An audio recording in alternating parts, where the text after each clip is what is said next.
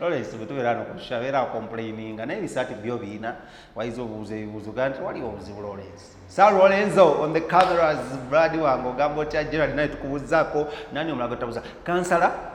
that is Dan Mukisa agenda kwa Isbo side zeri ka Nasana West ne musajja nge mutiriddeko bayinza omukuba akalulu akolini then Muwujja Kakalamu the answer yesimbyewo of head of production mu Uganda Journalists Association then ani omulala Mako amanyiddwa nga Mako yes side zeri nkokonjeru ani Mako William yes naye yesibyewo tumwagire aberenga naye ayitamu n'abalala bakyali bafeewo n'abasibyewo DJ Jacob Omutuuze how are you doing my brother then ani omulala Victor Kamenyo bangi tetusobola bamalayo but nga tukyaliko ebyo munange babawunsa bavuddeyo ne beekalakaasa olunaku lw'eggulo era nga wano ekyavuddeyo beekalakaasiza bayita ba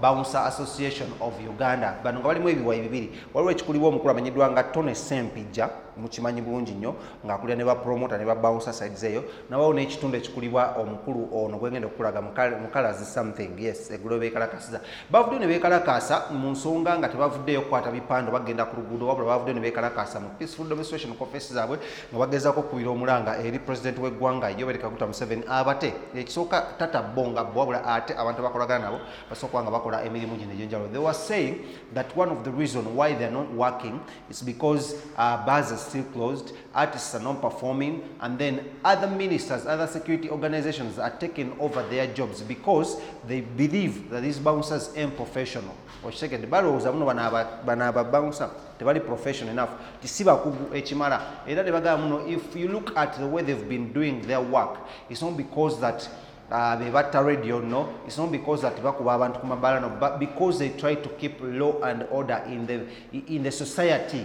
erimu abantu abanywa omwenge erimu abantu abasinga okubanga bacyankalana so twabatuukiridde netubagamba naye katubuuze baba waako sente omukulu amanyiddwa nga Genosali yabawaako ebbaasa ya kaki what happened ne batugamba munange ebbaasa eyo gye batuwa what we did was to go ne tugula ettaka ne tuliteeka ettaka etwali balaga and we are trying to do farming so kyokka nolwawo omukyala bambi yaluzinga n'omugulu gwe ng'agezaako okulwanirira babawunsa ne bagenda ne banalwala cancer ne bagusalako all that happened era twabiraba wano ku Celeb Jazz but what do we do let's dive into this interview small time then tubeere nga tukomawo babawunsa bano bantu banya bakyali ku muggalo ne bagamba at least bakkiriza amabaala gabeere nga gatuza abantu 7 ku 15 oshegede basooka nga nabo bakola because bannaye bannyo bafiiridde mu nyumba bannabe bangi nnyo tebakyalina kyakulya ate nga balina families ekigenda okuvamu oku increasing crime rate mu Uganda so I was trying to talk to them ne tugezaako okuba nga tukkanya ku bintu ebimu notugezaako okudisagreeinga ku bintu ebimu ne tubagamba muno the only way to get your voices heard is through us fe media faba TV so katubatuuseko interview ne yababawunsa so that you can see what they were saying what should be done era mulanga kige batuusa eri president because you know our show is fully watched by so many people from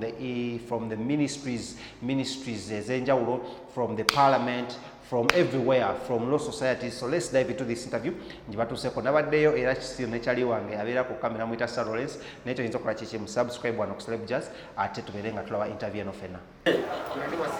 mbalamusizaako bannange abalabira TV ezenjawulo ne bannayuganda mwenna amanya gange bampitawo Malubulega ngali musajja munabyamizanyo ate nga ndi bawunsa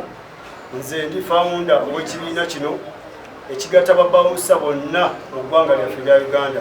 ekiyitibwa Bouncers Association Uganda wano tuli ku ofiisi yaffe eno ye BAU kyekitebe kyaffe ekikulu tuli ku ofiisi yaffe ekituleese wano tuzze okulaga obutali bumativu okuva eri gavumenti yaffe ya Uganda ne bannayuganda nti babawunsa omulimu gwe tukola gwa ttendo mu Uganda ababawunsa omulimu gwe tukola tuyamba ku security ya ggwanga gakuba erinnya mutuyita babawunsa naye twandibadde tuli ba security guard oba ba bodyguard oba ba doorman oba abakola surveillance mu bivulu ne mu mabaala n'abawerekera aba VIP ba celebrity nga bwe mulaba bali ku Spice Diana ndowooza ono mumulaba yabeera ku Spice Diana so n'olw'ensonga eyo ekituleese wano nti babawunsa embeera tuyinze ge mazima lockdown tugigenzeemu twagigendamu kwa kusatu kati emyezi ndowooza giri 6 tukubye enduulu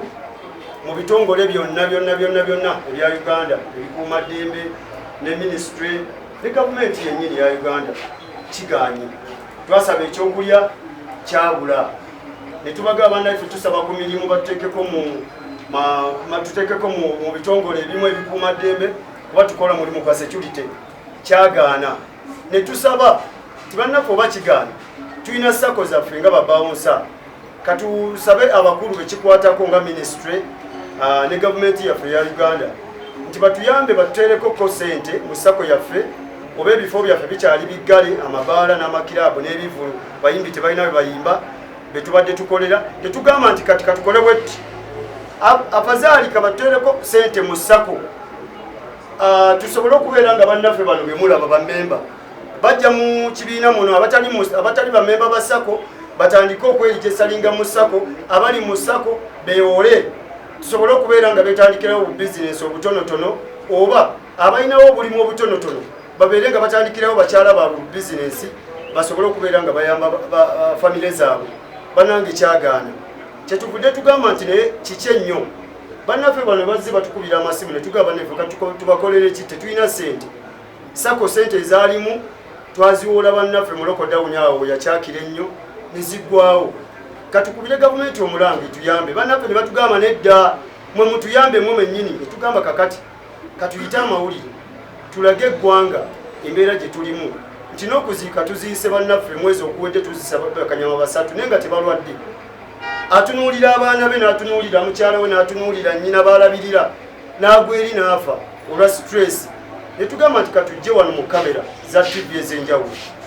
gavumenti ebeeyo etuyambe nga babawunsa kubanga tuli bangi si twefeka ekibiina kirina bammemba 225 nefe abatono abasobodde okubeera mu ofiisi abajyamu betusobodde okwogerako nabo ne bannamawulire nga tulaga gavumenti nti etuyambe ebeeko kyetukolerawo nga babawunsa nga tebannagenda ku makubo kuba twawandiisa amabaluwa ne tuwandiikira pulezidenti ne tuwandiikira mukyala Nakyobe ne tuwandiikira Genosale ne tuwandiikira patroni waffe Geno Kayanja ne tuwandiikira IPP nga tubalaga nti ng'ennaku z'omwezi 9 tugendagenda ku ssaawa ya Queen nga babawunsa ffenna abekuŋŋaanira mu kibiina ekitugatta ffenna mu ggwanga tulage obutali bwenkanya nti ebbanga libatuwummuza ddene ate nga tebatubuulira bagenda kutuggula ddi nga bakanyama kubaffe bakanyama ebifo byetukolamu tubibabuulire ekirala nti jiimu zaffe zibadde zitukumaakuma nti abantu bano ne babeerako mu jiimu ne bamalira eyo obudde oluusi ayinza osanga munne n'amuwaayo omutwalo jiimu nzigale kyokka nga ate muffe ffennyini mwe muli ne bannannyini majiimu babawunsa batulayiningira mu jiimu z'abannaabwe babawunsa bakola ku makiraabu eyo batulayiningira mu jiimu z'abannaabwe ne jiimu nzigale so ne tusaba gavumenti ebeeyo etuyambe oba ebifo byaffe bikyali biggale ebeeko kyetukolera tusobole okubeezaawo famire zaffe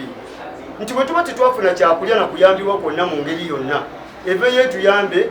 tubeeko bannaffe bano babeeko emirimu gye bakola egy'enjawulo kubanga emirimu ekituufu kiri nti tetuyina gavumenti batwetaaga mu kiseera ekyakazigizigi nga bwe mulaba mu bumyufu ebizibu mubirabye mu bumyufu bye tufunye senga bwe mutwetaaga mu kiseera ekyo newane emabega bwe mutwetaaga kati tubeetaaga tetubalaba naye lubi mubadde mutwetaaga ne tuva ne tugenda mu bululu bonna butulabye ajja kyaniifa ffe tukuumye akalulu ka mwami Sodo akabadde akakazigizigi ffe tukuumye akalulu ka vice president obululu bwonna obusinga obungi bawu yebadde bukuuma so tusaba gavumenti etuyambe president twakutuukirirako ko mu 2019 mu State House Entebbe n'omukulu ono chairman w'ekibiina n'otusuubiza okutusinkana mu retreat etaabeerawo tukusaba ow'ekitiibwa Mr. President ove ku nsonga z'ababawunsa bano kubanga batwewaguddeko bagenda ku makubo ge mazima kyekiddako ng'ennaku z'omwezi 9 tusaba mutuyambe gavumenti eveeyo eyambe ku bannaffe bano bafune ekyokukola kubanga tebalina mirimu. Obubaka bwo byaleero bwenu okukatiriza obuyambi bwe mwagala omuntu awo yamutuyambe musobola kuyambibwa mutya kitegeera kagatte mubaka amanya gange nze Kalyango Edmond nze kiyamani w'ekibiina kino ekyegattibwamu bakanyama bonna ate si bakanyama bokka ne babokisa ne bakikibokisa abantu bonna abakola martial arts fena betukuŋŋaanidde muno gavumenti twagala okutuyambako tulina sako yaffe waliwo sente z'emyoga zetuwulira waliwo sente zaava mu mawanga g'e Bulaaya ez'okuyamba abanyigiriziddwa tetuzirabako etukwate sente etutekere mu sako yaffe tuwe bannaffe batandikewo emirimu emirala kubanga gye tubadde tukola gyafumedde tetusuubira giggula leero tusuba giggula nkya tusaba gavumenti ekwate ssente eteeke mu ssako yaffe tutandike okuba nga tutandika emirimu emipya gino gyo gira katotale kyakoze eki kyaganye abantu baffe tebagenda kweyokya nga babodaboda badde beeyokya tuli bapromota baboosi baffe bapromota batandise okweyambula engoye tetwagala kutuuka ku estate eyo tetugenda kweyambula tetugenda kweyiwako petroli kweyokya tetugenda okukola ennaku z'omwezi nga 9 tugenda kusimbula okuva ku ssawa ya kwini nga tutambula mu makubo ag'enjawulo paka lunatuuka ku state house tugumbaawo tugambe nti pulezidenti kimala wakati bannaffe tukubidde amasimu tukooye abakyala baba numbalaba abaami baba mubalaba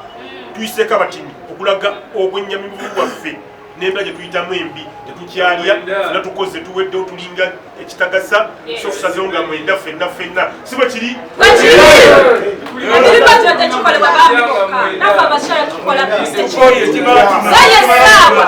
yesawa mugendala b'ekibuga abaana beekumidde mu mayumba bakoye for 6 months. Can you imagine? Yesawa baveeyo gavumenti mutuyambe tufune ekyokukola tufune ekyokulabira famire yaffe.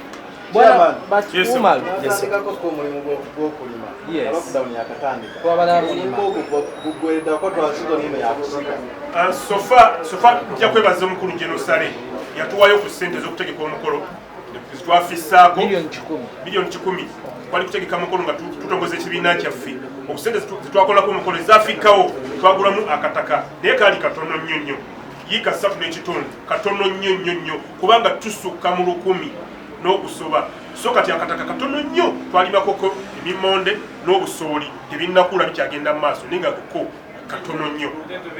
mwagala ssente nga mmeka okubayambako gavumenti mu ssako yammwe? sofa okusinziira nga bwe tuli mu bungi baffe bwe tuli gavumenti atise kwate obumbi 5 etuteeke mu ssako yaffe buli muntu atandikewo bizinesi kubanga abamu walimu gye tulina mu mitwe gye twasoma abamu babazzi abamu bamanyi okwokya olodingi abamu bamanyi okukanika amamotoka so kati ezo embeera gye tuyiseemu twetaga obumya tisinga 5 bugende mu ssako yaffe tutandike okuwa abantu ssente batandike okutandikawo bizinesi. Kati omuntu wa bulijjo atali mu bintu bino byonna ye mulowooza ye teyafiirwa okuvaayo kuba omulanga? Okuvaayo kuba omulanga kiriwo ekiti okuvaayo kuba omulanga mpozi njagala kusooka kutereezaamu katono nnyo omukulembeze munnange kyayogedde nti essente zaatuweebwa obukadde 10 essente ezo twakola bajeti ya milioni 87 ezaali ez'omukolo ogw'obwegassi mwaliyo mwenna kutabani udusinga ennaku z'omwezi 27 2019 so essente ezo twakola bajeti nga tulina okusasula ebyuma ebigenda okukola ku mukolo nga tulina okusasula ekifo wetugenda okutuula nga tulina okusasula emmere bannaffe gye bagenda okulya nga tulina okugula yunifoomu yaffe eno nga tulina okusasulako ofiisi nga tulina ebintu byali bingi ne transport wa bannaffe abo abava mu bitundu ebyewala so ne tukola bajeti eyo naye bajeti gye twakola ffe ne tugamba naye omukolo guno sente nga tugenda kukozesa nnyingi katukendeezeeko ne tukozesa sente entonotono ezafikawo ne zigula ettaka eka 3.5 gye tubadde tulima nga tulaba tusabye ekyokulya kibuze so mu mbeera eyo bwe tulabye nga tulimya akataka kaffe bigaanyi ne tugamba naye kaakati emmere erikula ddi bannaffe balifiira mu mayumba ng'emmere bwekula ne tugamba katugende twekubira omulanga gavumenti ebeeyo etuyambe wadde Jenosale yatuyamba n'atusapootinga ku mukolo gwaffe ne gavumenti ebeeko kyetukolera nga babbawunsa kuba tetufunangako ssente kugenda mu ssako yaffe wadde 10 mukyala nakyobe maama gwe watutandika gwe watukumaakuma mu 2017 ne twekuŋŋaanya nga babbawunsa mwami Hillary Kisanja gwe gwe baatuma n'ojja n'okumaakuma babbawunsa mu Uganda yonna so kati bwe mwambala otukumaakuma ne tubeera omuntu omu ng'ate mulimu n'abantu abataali balungi mu bakanyama naye bonna twabajjamu ekintu ekyo bonna ne bafuuka abantu babuvunaanyizibwa era mubalaba emirimu gye bakola nga gy'amaanyi okubeera nga bawerekera abayimbi ab'enjawulo nga bwe mulaba ku baspice omulimu gw'amaanyi ne keizi wuuno alina babbawunsa senga twali bantu babi naye tewandi tuyise kutuwa mulimu so tubadde tusaba gavumenti ekwateyo ku ssente ntono baluze balaba nga tezitiisa nnyo okuyamba abantu 125 abali mu association eni babbawunsa tubadde tusaba ekwate ssente yo zeewulira ng'esobola tetujja kugisalira tuba 5,000 10,000 nedda yo ssente zeewulira nga esobola okumala babbawunsa okubeera nga bannaffe bano beetandikirawo obulimu obutonotono bakyuse emirimu bave ku kye babaddeko nti bakikwata nga kikwate balina kusula mu mpewo nakukuuma ba keisi nakukuuma ba spice dana tulina emirimu emirala gye tusobola okwetandikirawo nga babbawunsa mwali mumanyi nti tusobola okulima niira mutulabye nga tuli mu nnimiro tulima olw'embeera so tusaba batuyambe Ragadi agamba n'ettaka teririiyo ettaka lyaffe twasitula tv ez'enjawulo omwami ono wuuno waali owabukedde tv ettaka lyaffe weeriri era ne tubalaga ekyapa kyaffe transfer form byonna ne tubibalaga so bano bammemba baffe bamativu nti ettaka weeriri era tulima balaba so twatema lumonde mu musana